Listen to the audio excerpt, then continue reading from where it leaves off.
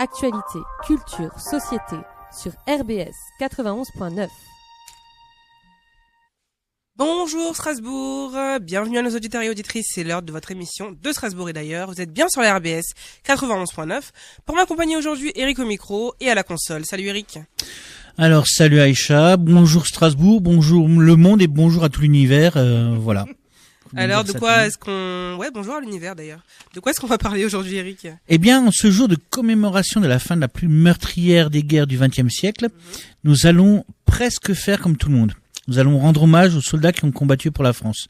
Presque, parce que nous allons parler de soldats non métropolitains qui ont combattu sur le sol français, c'est-à-dire les tirailleurs sénégalais, les tirailleurs algériens. Les tirailleurs africains, le Sénégal et l'Algérie ne sont pas les seuls pays du grand continent africain. Oui, tu as raison. Les soldats de l'armée d'Afrique française, on va dire. Oui, enfin les soldats de l'armée d'Afrique française, qui viennent de tous les pays, même de tous les continents. Mais à l'origine, le colon français, il fait pas une grande différence entre les ethnies et les différentes nations africaines. Ce mépris se montre bien d'ailleurs dans la façon dont les empires coloniaux se sont partagés les territoires et ont tracé les frontières des différents pays africains. Ou alors la façon dont ils les ont renommés de manière un peu dédaigneuse et totalement irrespectueuse envers les peuples établis pendant des millénaires. Les colons européens ne faisaient pas la différence entre un noir et un noir, et j'utilise pour désigner les locaux un vocabulaire bien plus châtié que le leur. Je sais, ils nous appelaient nègres. Oui, voilà, c'est ça.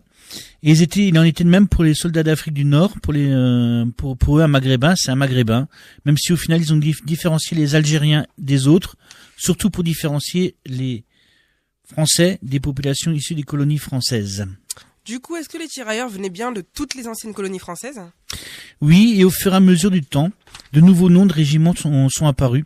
Il y avait les tirailleurs algériens, les tirailleurs marocains, les tirailleurs tunisiens, les tirailleurs sénégalais, pour tous les Africains d'Afrique subsaharienne, par rapport à la France, bien sûr, hein, parce que voilà, ouais. Quand on dit de l'autre côté du Sahara, ça dépend de quel point de vue on parle. Il y a eu aussi les tirailleurs malgaches et les tirailleurs somalis.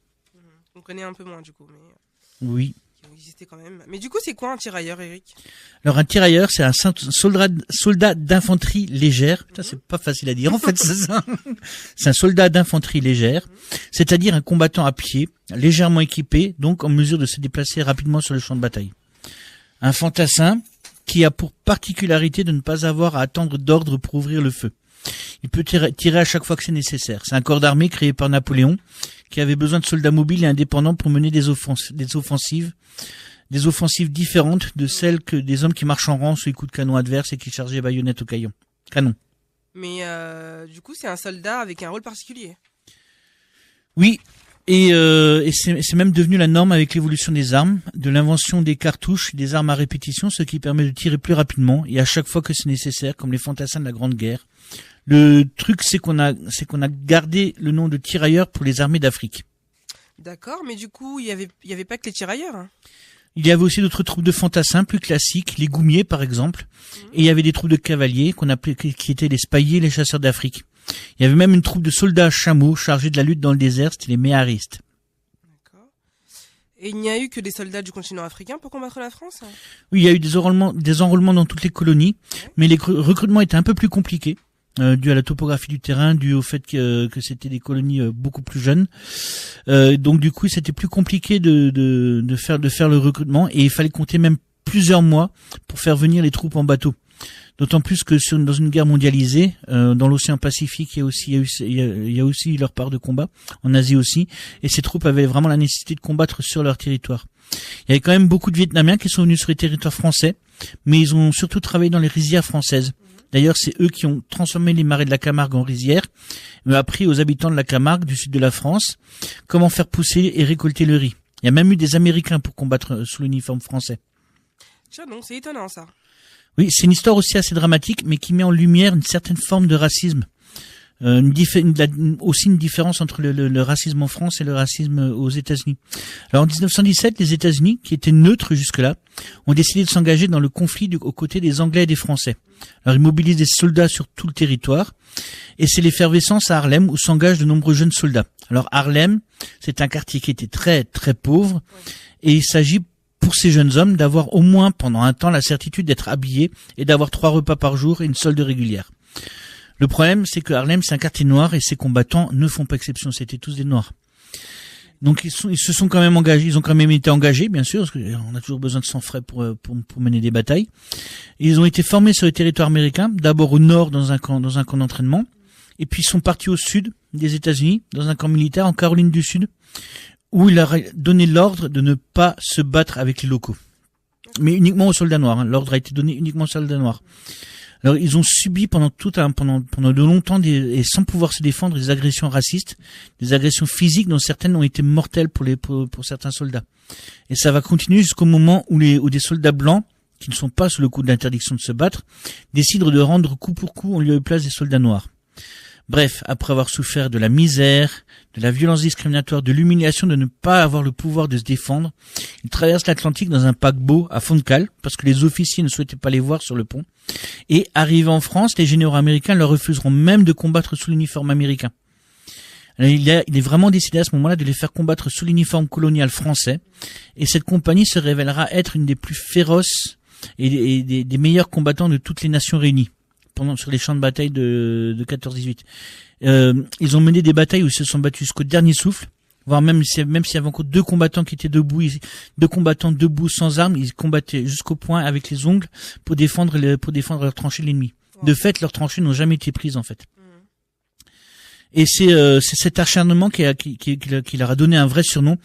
Les soldats de tous les pays les appelaient les Harlem Hellfighters, c'est-à-dire les guerriers infernaux de Harlem, ou les guerriers de l'enfer de Harlem.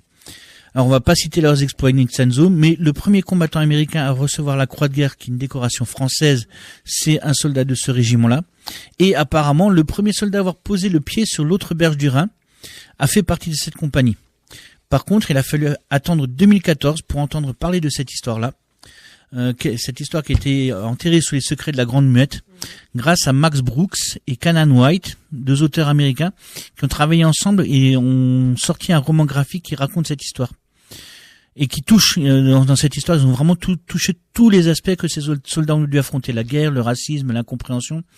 Et apparemment, un film sur le sujet est en production. Il doit bientôt sortir. Mais on ne sait pas quand. Bien. Mais nous allons parler pour le reste de l'émission parler des combattants venus du continent africain. Et pour nous en parler, nous avons avec nous en studio Abdelkader Benalou qui nous parlera des tirailleurs plus tard. Bonjour Abdelkader. Bonjour. Abdelkader. Voilà. Mais avant ça, nous avons aussi avec nous Patricia qui va nous faire part d'un événement concernant ce même sujet et qui a été organisé par le groupe Culture du Conseil des résidentes étrangers et étrangères. Alors, bonjour Patricia. Bonjour. Bonjour Patricia. Bonjour à vous tous et comme vous dites, bonjour à l'univers. Est-ce que tu peux nous parler de cet événement ? Oui. Il y a l'année dernière, nous avons eu cet événement parce que il y a une membre du Conseil des relations étrangères et notamment du groupe Culture, elle s'appelle Sarah, elle a eu l'envie d'amener une exposition qui était déjà faite et qu'elle voulait rendre hommage justement à tous ces gens-là qui sont... Pardon ? Qui ont combattu, c'est ça ? Qui ont combattu, mais c'était des gens de l'Algérie au début. Mais après, on les appelait des tirailleurs algériens. Mais comme vous avez dit tout à l'heure, ils n'étaient pas tous des Algériens.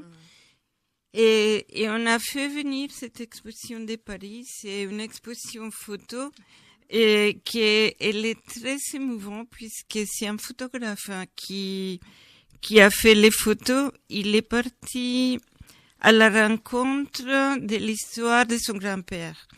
Et il est allé en Algérie et en Afrique du Nord pour les photos des gens. Il est parti avec sa caméra puisqu'il est photographe. Mais jamais il a imaginé rencontrer cette histoire. Et donc, il a pris beaucoup de photos, il a rencontré des tirailleurs. Et dans les photos, nous pouvons voir, il y a des gens qui n'ont pas une jambe ou n'ont pas un bras, mais qui sont toujours beaucoup de dignité. Et ils sont fiers de s'avoir battus pour la France. Et c'est vraiment très, très émouvant. Il s'appelle Éric de Villancourt, les photographes.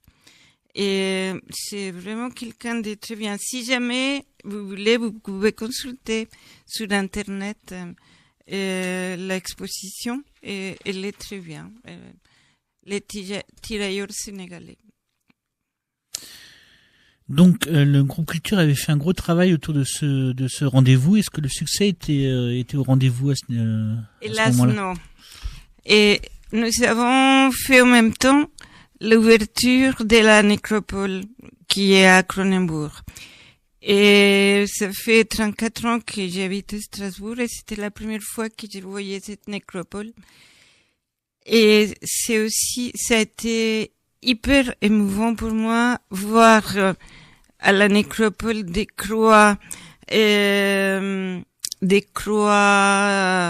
autant comment ça s'appelle, des stèles arabes, mais je sais pas comment on dit, et des croix latines pour les Anglais ou d'autres types de croix pour les Allemands. D'accord. Il y a plus de 5500 personnes qui sont enterrées là et qui aussi, elles sont mortes pour la France. C'est dans les deux guerres, dans la première et la deuxième guerre mondiale, mais aussi entre-temps, il y a eu d'autres, donc certains, ils les ont amenés là-bas. Et donc, on a ouvert la nécropole et l'exposition nous a permis, les centres socioculturels de Cronenbourg, de les mettre dans ces locaux et pendant 3 semaines.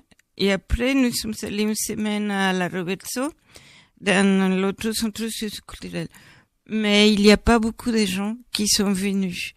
Et bon, Abdelkader faisait partie de ces personnes qui étaient en train d'organiser cet événement. Voilà. Est-ce que vous comptez renouveler l'opération? Avec qui et sous quelles conditions, si oui? Nous avons fait, lors des journées du patrimoine de cette année, de nouveau l'ouverture du cimetière. Mais c'est pareil, les gens, ils sont pas attirés pour ça. Mais j'étais ravie, mais vraiment ravie, que hier, ils sont mis un focus dans les nouvelles et ils sont allés beaucoup de militaires et ils sont allumés, je crois, que 3500 lumières à la nécropole. Et ils ont fait un hommage à tous les gens qui sont enterrés là-bas. Donc, on l'a fait lors des journées de patrimoine en septembre. Mais je ne sais pas si on va continuer. Il faut que les gens connaissent ces histoires parce que j'ai lu une histoire de quelqu'un qui est venu combattre à la Première Guerre mondiale. Il a été blessé. Après, il était jeune à l'époque et il a sorti vivant. Après, il est revenu combattre dans la Seconde Guerre mondiale. Et il a été blessé de nouveau. Et il est reparti en Algérie. Il était un vrai Algérien, il est reparti. Et quelques années après, il avait presque 95 ans, qu'il y a quelqu'un qui est arrivé, il lui a dit, tu sais, tu peux recevoir une pension de l'État français. Il dit, ah bon? Oui, parce que tu as convaincu, mais tu es aussi handicapé. Et la somme, l'on dit qu'il devait recevoir pour ça, c'était 314 € avec 15 centimes. Et ils ont fait l'honneur de lui donner une carte de métro. Et tout ça, c'est pour tous les sacrifices qu'il a fait pour la France. Voilà. C'est pas grand chose, quoi. C'est ça. Et donc, comme tu dis, Eric, et ces fois, on se moque des gens, et malgré tout ça, grâce à eux, on vit en liberté, hein. Eh bien, merci Patricia d'être venue nous parler de cette action. Par contre, il est temps maintenant de faire une petite pause musicale. Alors, on parlait de Harlem tout à l'heure, et à Harlem, à cette époque-là, il y avait Bessie Smith qui chantait déjà du blues, et elle chantait surtout une chanson qui s'appelait Devil's Gonna Get You, c'est-à-dire le diable va t'avoir. Donc c'est parti, on va écouter Bessie Smith. De Strasbourg et d'ailleurs, les résidents étrangers ont la parole. De Strasbourg et d'ailleurs, actualité, culture, société, sur RBS 91.9. Bonjour à nos auditeurs et auditrices, bienvenue de retour, nous sommes toujours sur, comme vous l'aurez deviné, sur RBS 91.9, avec votre émission de Strasbourg et d'ailleurs. Pour continuer cette émission et nous parler des combattants africains dans les guerres françaises, avec nous dans notre studio Abdelkader Benalou, qui est déjà venu à notre micro pour nous faire ses délicieuses chroniques culinaires. Peux-tu te présenter en quelques mots pour nos auditeurs et auditrices, s'il te plaît? Bonjour tout le monde. Bonjour. Je me présente, Benalou Abdelkader. Je suis membre du CRE depuis 4 ans à peu près, avec Patricia et Eric. Je suis exactement retraité et passionné d'histoire. D'accord. Et de cuisine aussi. On l'avait compris, ça. Donc, première question. Qui sont les tirailleurs et d'où est-ce qu'ils viennent, de manière La générale? plupart, ils viennent des colonies. La plupart. Et qu'est-ce que c'est? C'est-à-dire en 1830, lors de la colonisation, de la conquête de l'Algérie par la France s'est trouvée en insuffisance d'effectifs et surtout, elle avait des problèmes de santé pour son armée.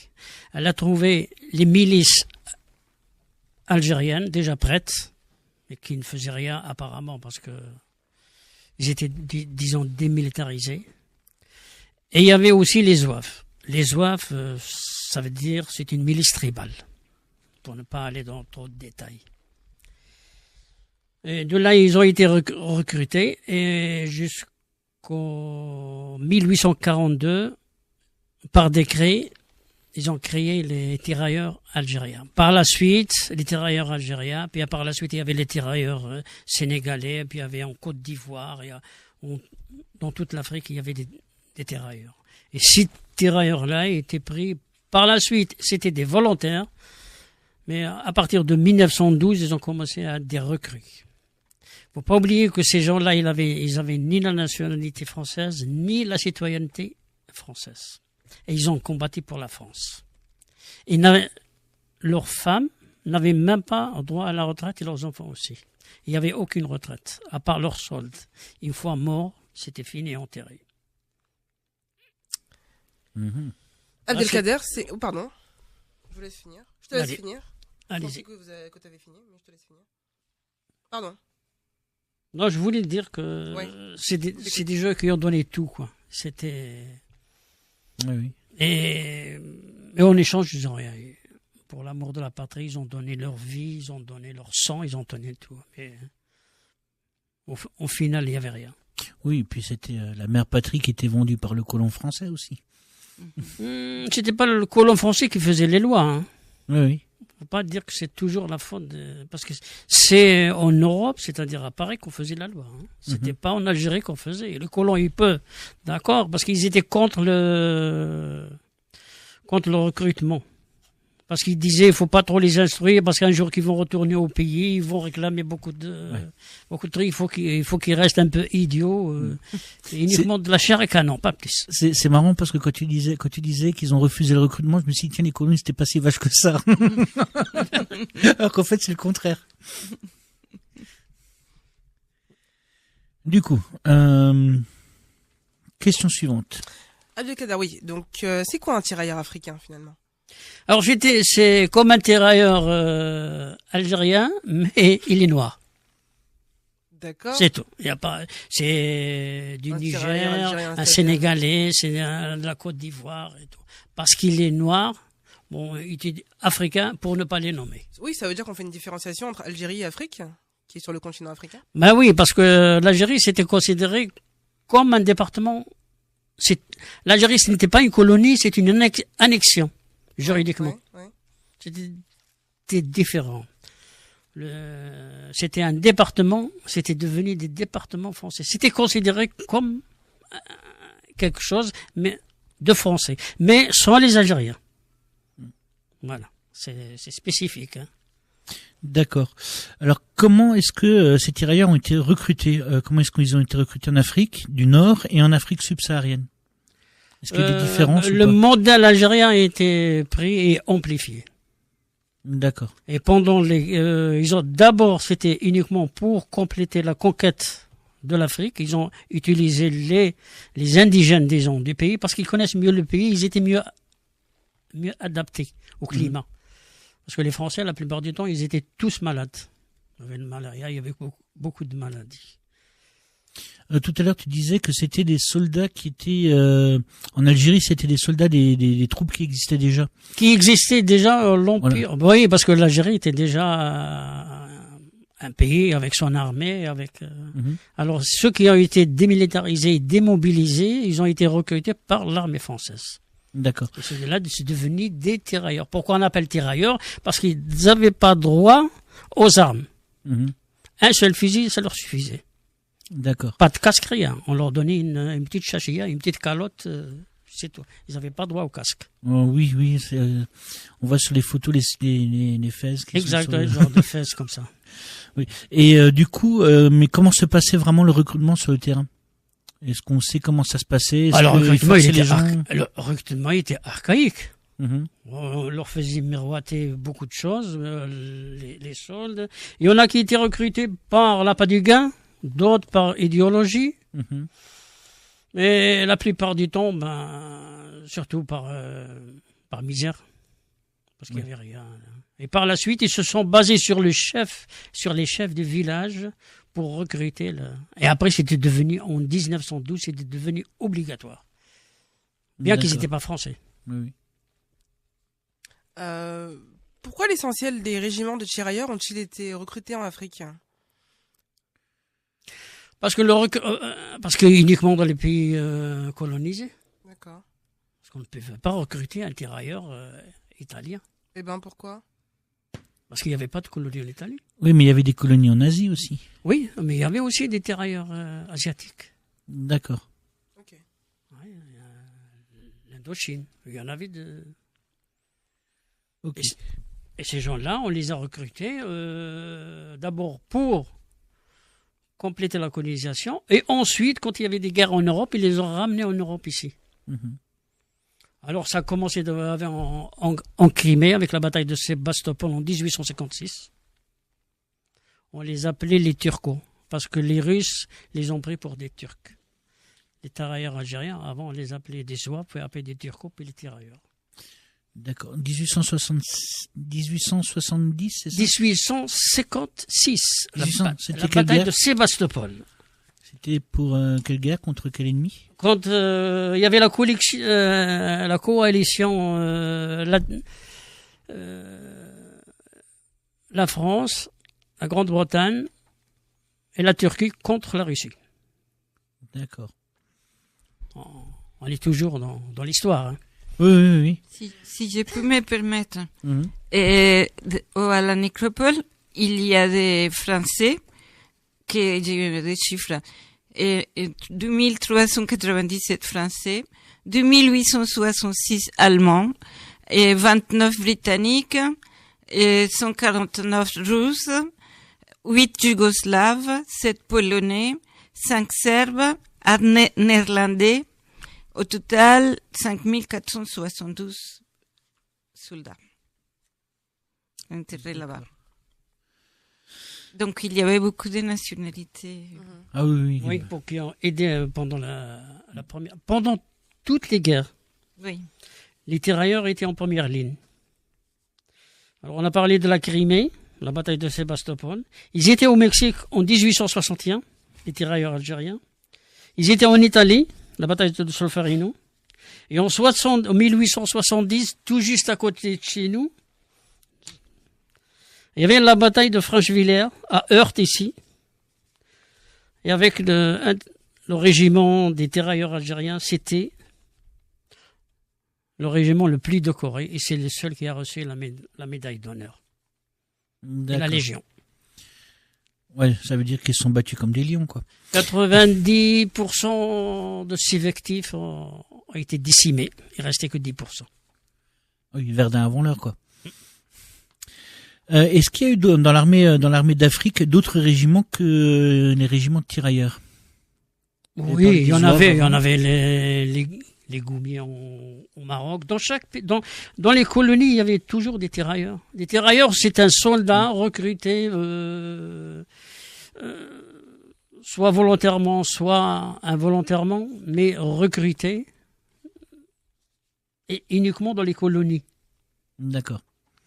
Donc le tirailleur, c'est le soldat des colonies, en fait. Oui, un tirailleur, c'est un soldat. On ne peut pas dire un tirailleur, mais avec un commandement européen, c'est-à-dire métropolitain. Voilà, d'accord. Exactement. Entre parenthèses, celui qu'on envoie au casse-pipe. Celui qu'on envoie au casse-pipe, en fait. Voilà, c'est de la chair à canon. Mais ils ont fait beaucoup de faits d'armes, je reconnais. Par leur bravoure. Et Abdelkader, qu'est-ce qui est quel lien avec j'ai oublié le nom. Je te dis après, pardon. Vas-y. Non, mais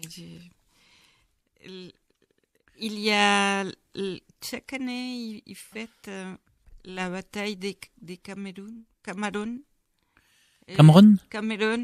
Quel lien il y a entre la Légion étrangère et les tirailleurs?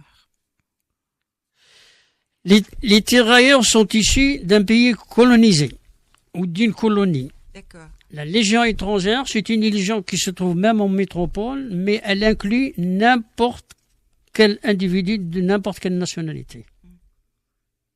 C'est-à-dire tout. Et au bout de 5 ans, même un criminel peut rentrer dans la Légion étrangère. Oui, je crois que la France, c'est le seul pays au monde où il y a un corps d'armée comme ça, où n'importe quelle personne de n'importe quel pays peut rentrer dans le corps d'armée. Son dossier criminel est effacé et on lui offre une nouvelle identité, un nouveau nom et une nouvelle nationalité. Et la nationalité française quand il rentre, en fait. C'est étonnant, oui. Voilà. Et s'il survit jusqu'au bout, il est français avec ses nouveaux papiers, son nouveau nom et avec sa retraite. Parti. Avec sa retraite. Voilà. Bon, par contre, les légionnaires sont envoyés sur les fronts les plus difficiles en général, et c'est rarement des combats très très simples. Après, il y a aussi beaucoup de Français, c'est pour ça qu'on parlait de criminalité. Il y a aussi beaucoup de Français qui ont commis des crimes, qui étaient recherchés, qui sont engagés dans la Légion pour effacer l'ardoise et puis repartir, quoi. On va dire repartir à zéro, ouais, carrément. D'accord. Merci. Voilà. Du coup, encore une autre question. Qu'est-ce que les Français, les Françaises doivent aux tirailleurs? Beaucoup. La libération de la préfecture de Strasbourg, par exemple, pour ne pas aller loin. Ouais, on se pose la question pour plus tard. Mais... Plus les batailles contre les Allemands, ils ont fait beaucoup. Parce qu'apparemment, il y a aussi, quand on parle de débarquement, on entend souvent le débarquement en Normandie, le débarquement de 45, mais un autre débarquement qui apparemment n'était pas si évident que ça, c'était le débarquement en Sicile et qui a été mené pour les troupes françaises par les Algériens. Oui. Le débarquement en Sicile, ils ont remonté toute l'Italie jusqu'à la frontière française. Ils en ont fait beaucoup. Remerciements. D'accord. On va faire une petite pause musicale. Alors, je vous propose, pour cette nouvelle pause musicale, d'écouter un chant écrit dans les tranchées pendant la bataille de Craonne. C'est un chant qui est plutôt contre le massacre qu'a été cette grande guerre, mais comme on commence à réhabiliter les militants de Craonne, ceux qui ont été fusillés parce qu'ils voulaient pas courir baïonnette au canon, il me semble qu'ils ont droit aussi à leur propre commémoration. Alors, on va donner la parole à Marc Orgeret qui chante la chanson de Craonne. Strasbourg et d'ailleurs, les résidents étrangers ont la parole. De Strasbourg et d'ailleurs, actualité, culture, société, sur RBS 91.9. De retour pour notre émission de Strasbourg et d'ailleurs avec Abdelkader, Benalou, pour parler des guerres coloniales. Une nouvelle question, à quelle guerre ont-ils participé? À quelle bataille? Bon, les tirailleurs algériens ont participé tout d'abord à la guerre de Crimée en 1856. C'est ce qu'on appelle la bataille de Sébastopol. C'était des exploits guerriers. C'était pas une bataille, c'était un exploit. Puis après, ils ont participé au Mexique. Parce que la France avait envoyé Maximilien. D'accord. Oui, Oui. tout à fait, Abdelkader. Ouais. Et du coup, c'était Maximilien, c'était une guerre contre qui, en fait, au Mexique? contre les Mexicains. C'est que On veut leur imposer Maximilien de Habsbourg. On veut leur imposer. C'est Napoléon qui a décidé. oui, c'est qu'il cherchait de nouvelles terres à conquérir. Et il y a eu, il cherchait dans le monde où il allait.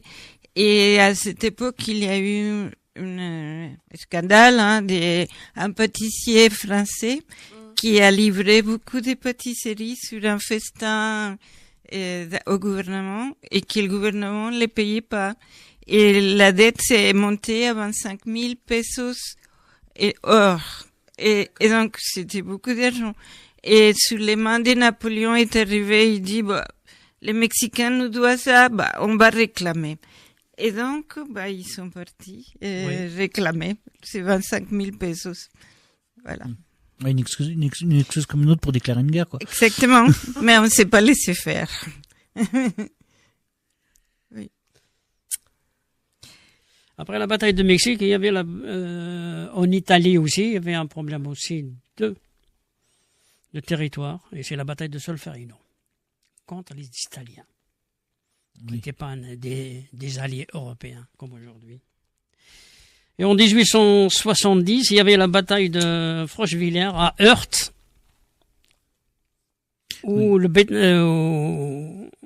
régiment des tirailleurs algériens ont délogé une mitrailleuse qui était très très très dure dans un bunker qui était très très dur à enlever contre les Prussiens. Et les Prussiens, il y avait des vagues de Prussiens qui arrivaient et les Algériens le repoussaient.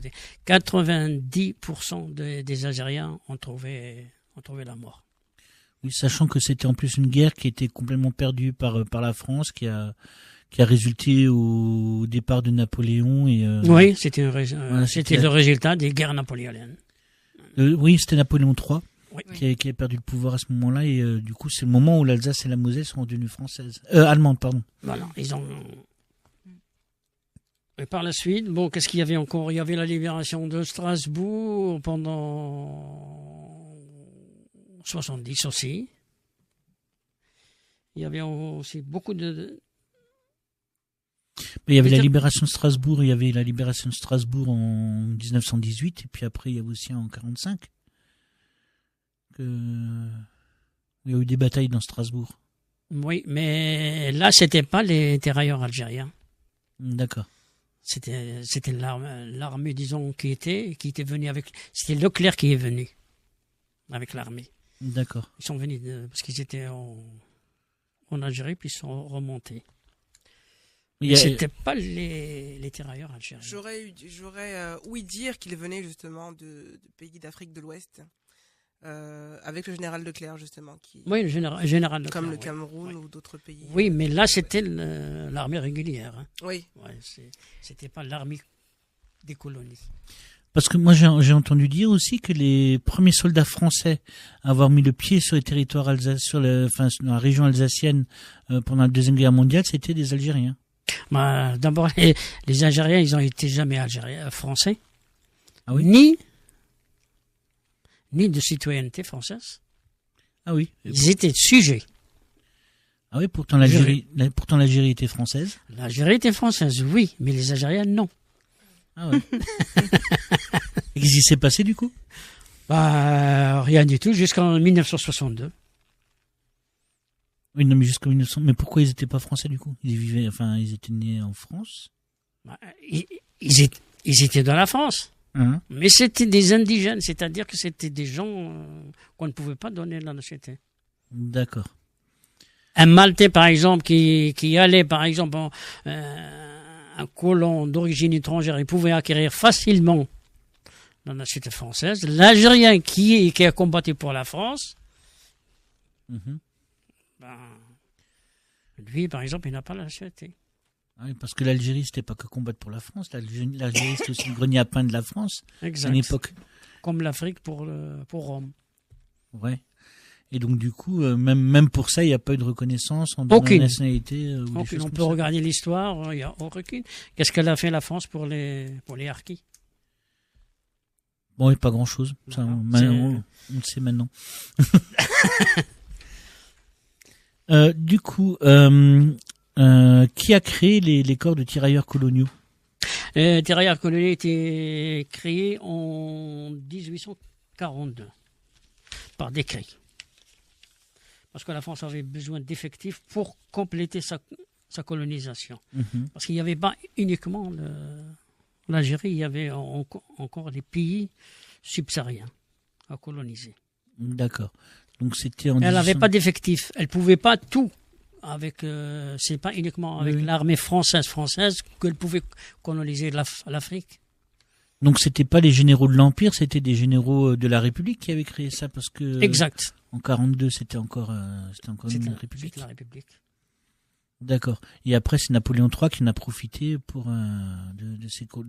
Enfin, il y avait une continuité. Mm. Il n'y avait pas une évolution, il y avait une continuité D'accord. de ce qui était. Mhm. Parce que du coup, j'avais aussi cru comprendre à un moment en regardant un peu sur le net que les tirailleurs, particulièrement les tirailleurs sénégalais, ont aussi participé en attaquant par le sud aux guerres de conquête de l'Afrique du Nord. Oui, parce que vu qu'il n'y avait pas assez d'effectifs, ils ont fait appel, ils ont reformé là-bas aussi un régiment de tirailleurs sénégalais par exemple, qu'ils ont ramené en Algérie pour compléter la colonisation, parce qu'ils n'avaient pas assez d'effectifs. D'accord. La France, par la suite, elle est devenue uniquement le commandement des indigènes qui se bouffaient entre eux. D'accord. Ouais, la règle de César, diviser pour mieux régner, quoi. Voilà. Ils D'accord. ont bien divisé. Hein. Ok. La preuve que les tirailleurs étaient uniquement des colonies, à l'indépendance en 1962, à l'indépendance de l'Algérie, les tirailleurs ont été dissous. Ouais. D'accord. Fin des colonies, fin des tirailleurs. Quel a été le prix justement payé par ces tirailleurs? Ah, leur vie, Oui. c'est déjà beaucoup. Hein. Il y en a qui ont resté handicapés, mais ils n'avaient pas de retraite, ils n'avaient rien. Et leurs femmes n'avaient pas de retraite. Parce que ces gens-là, vu qu'ils n'étaient pas français, ils étaient mariés sous le régime algérien, l'ancien régime. Donc, le droit français ne reconnaît pas la femme. Oui, il n'y avait pas de pension de veuvage ou de. Voilà, elle n'avait pas de pension. Ils ont trouvé un truc pour ne pas. Alors, il n'y a personne. Quand le tirailleur est mort, ils prenaient tout avec. D'accord. Et encore, s'il recevait quelque chose. Hein. Ah ouais. Du coup, bon, on a déjà posé la question assez rapidement, mais de manière un peu. Enfin, qu'est-ce que les Alsaciens et les Alsaciennes doivent aux tirailleurs et les Strasbourgeois et les Strasbourgeoises? Parce que Patricia nous disait que dans la nécropole, il y avait pas mal de tombes musulmanes. Oui, on les a vus. Et du coup, ça veut dire qu'il y a aussi beaucoup de musulmans qui sont morts pour la France en défendant ou en libérant Strasbourg. Oui, mais c'est pas uniquement pendant la Première Guerre mondiale. Hein. C'est pendant la guerre de 70. Ils sont tous sur la campagne. On doit D'accord. beaucoup Ok. à ces gens-là. Le mieux, c'est de faire tous les ans. Une commémoration. Oui, une commémoration.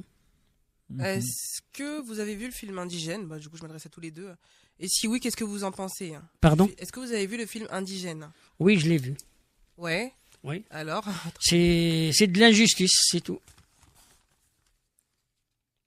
Pourquoi? C'est-à-dire le film ou ce que l'histoire raconte? Ce que l'histoire raconte, c'est Ouais. l'injustice. D'accord.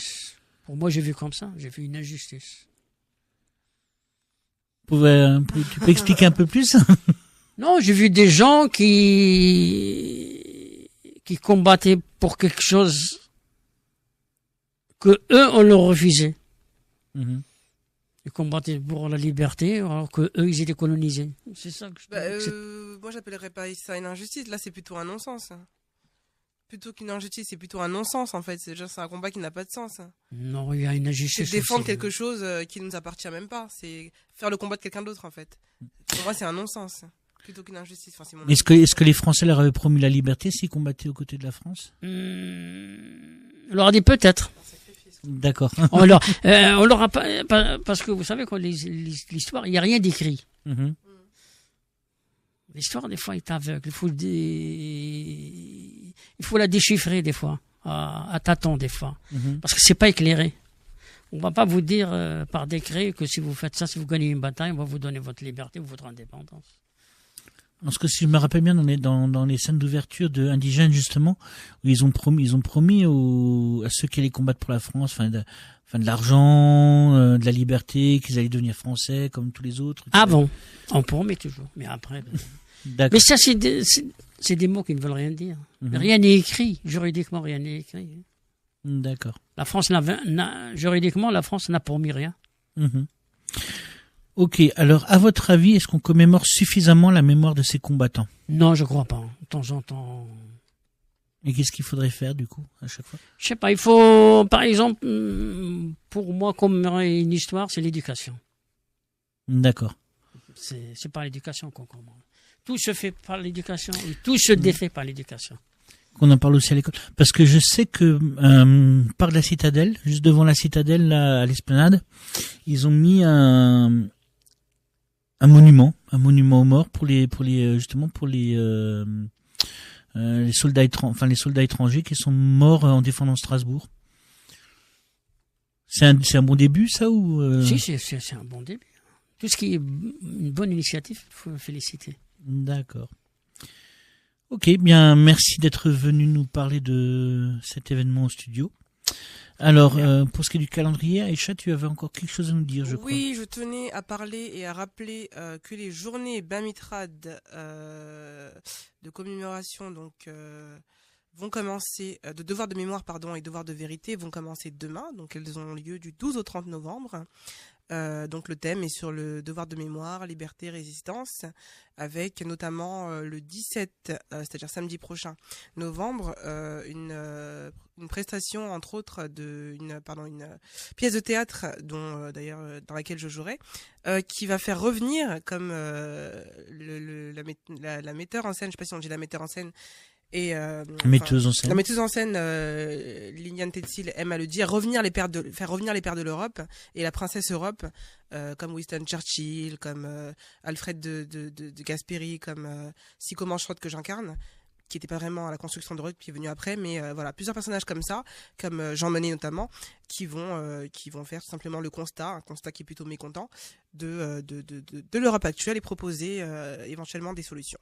Donc ce sera intéressant, n'hésitez pas à vous y rendre. Ce sera entre le centre administratif et le centre culturel Marcel Marceau à Neudorf, notamment pour la soirée du 17. Voilà. Est-ce qu'on peut trouver ces informations quelque part sur Internet? Sur Facebook, oui, sur Facebook. Vous tapez Journée Bamitrad, tout simplement. B-A-M-I. Je pense que c'est en référence au peuple Bamileke, qui est un peuple camerounais. Et Liliane m'avait expliqué qu'ils ont décidé d'appeler ça comme ça parce que, la personne qui a décidé de le faire, elle l'a décidé parce que, pour la petite histoire, elle avait voyagé partout dans le monde, notamment en Afrique, et c'était le peuple qui était le plus accueillant, en termes de fédération. Donc Bamitrad, B-A-M-I tiré du milieu, trad avec un apostrophe. Donc sur Facebook. D'accord. Voilà. Patricia? Et je voulais faire une petite correction. Le photographe s'appelle Hervé. Hervé de Villancourt. Et son exposition exactement s'appelle Les tirailleurs, un devoir de mémoire. Comme ça, vous pouvez chercher sur Internet et la trouver. Cette exposition a été au musée d'histoire et de l'immigration à Paris. Et c'est vraiment, je vous la conseille d'aller la regarder. D'accord. Eh bien, notre émission touche à sa fin. On vous donne rendez-vous la semaine prochaine, même jour, même heure, pour de Strasbourg et d'ailleurs, sur RBS 91.9. N'oubliez pas de liker notre page Facebook. Tout à fait. Et tout de suite, nos amis d'Afrique Hebdo, Afrique Move. À votre convenance. Voilà. Et je voulais aussi, parce que il y a un truc qui m'est arrivé cette semaine. Il y a un ami qui m'a fait entendre la nouvelle version de Bella Ciao chantée par des... Encore une version. Non, mais c'est apparemment ça date depuis un petit moment, elle a déjà presque un an. Ouais. Où il massacre cette pauvre chanson. Et je voulais juste quand même faire profiter de nos auditeurs d'une version déjà chantée en italien. avec des paroles qui ont du sens et qui reste une chanson révolutionnaire absolument splendide. Et donc du coup, je vais quand même vous donner à écouter cette petite version là. Et je vous souhaite une bonne soirée. Bon dimanche. Bon dimanche. Au revoir.